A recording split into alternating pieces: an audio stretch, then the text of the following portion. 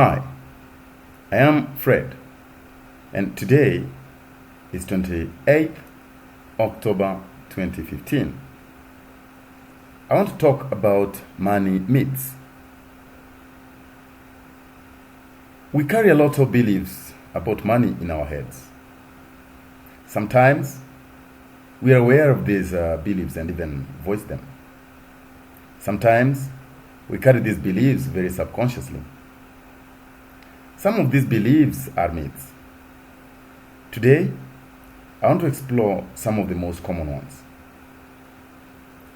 Firstly, money doesn't grow on trees.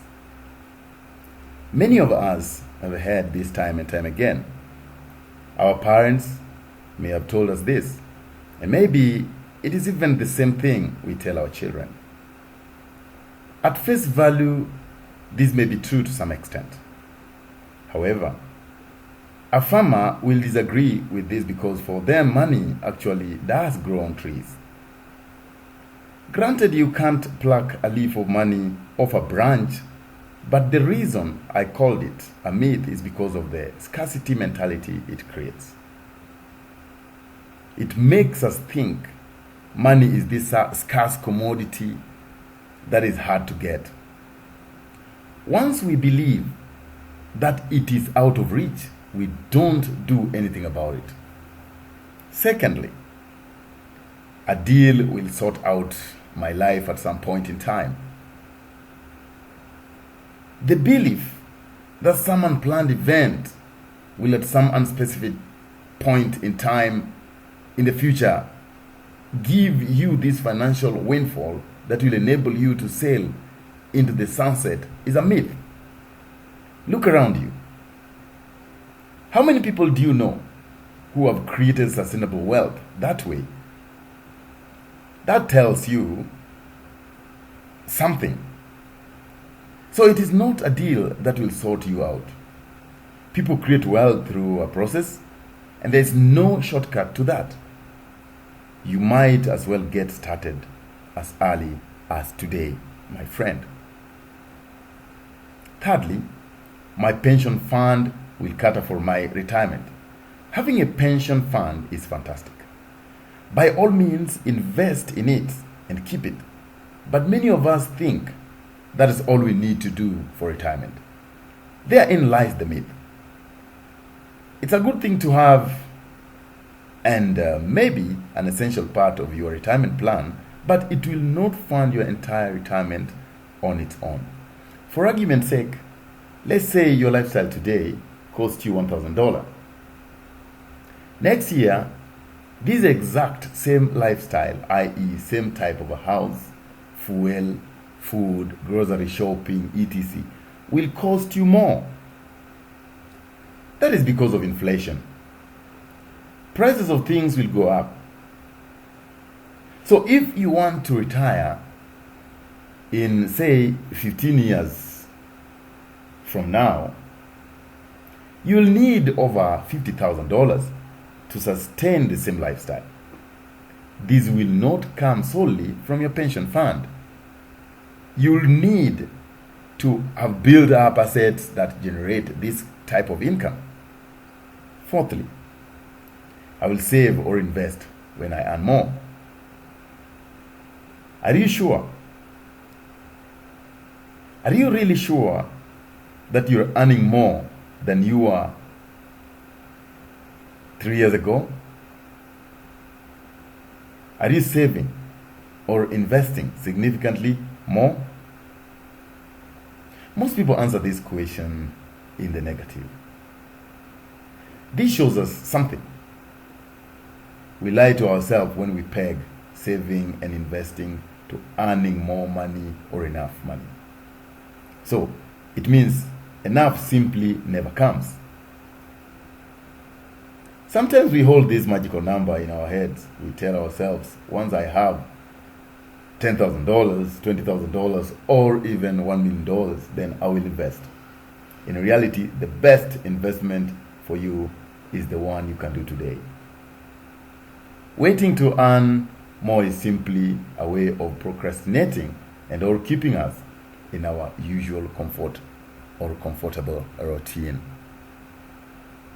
Fifth, I will ask for an advance just this once. Do you remember telling yourself that the first time you asked for an advance? It never happens just the one time. It simply becomes a habit, whether a salary advance, a credit card usage, or personal loans, etc. It have to continue. It never happens once. We need to go figure out what happened in the first place to get us into this circle. Expenses get out of hand. We start living beyond our means, meaning costs have exceeded income. We never rectify this equation, and before we know it, we are borrowing from everywhere to sustain ourselves. The advance, swipe of the card, and so forth. This all will not magically stop without some effort on our part. Get your expenses in check.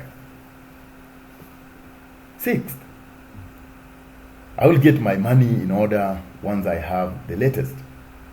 If there is one thing that is sucking the financial life out of us, it is trying to keep up.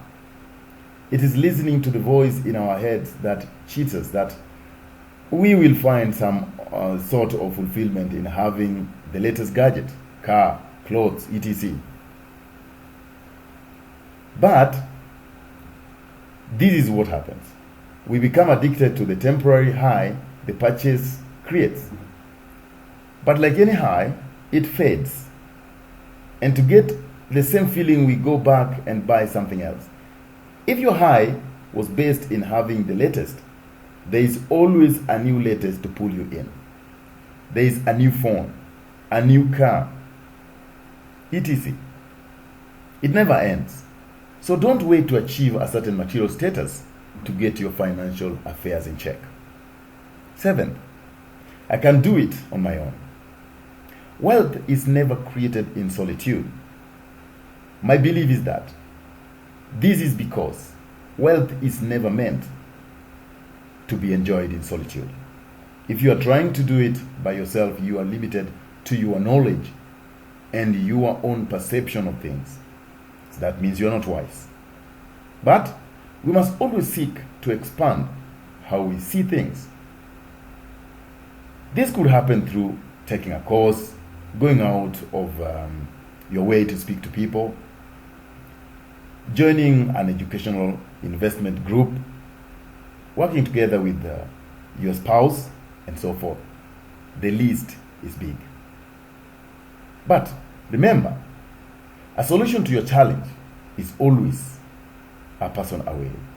And I repeat, the solution to your challenge is always a person away. As I conclude, let us drop the myths that are simply keeping us from going to the next level. Let us seek financial advice, invest more, so that we may create wealth.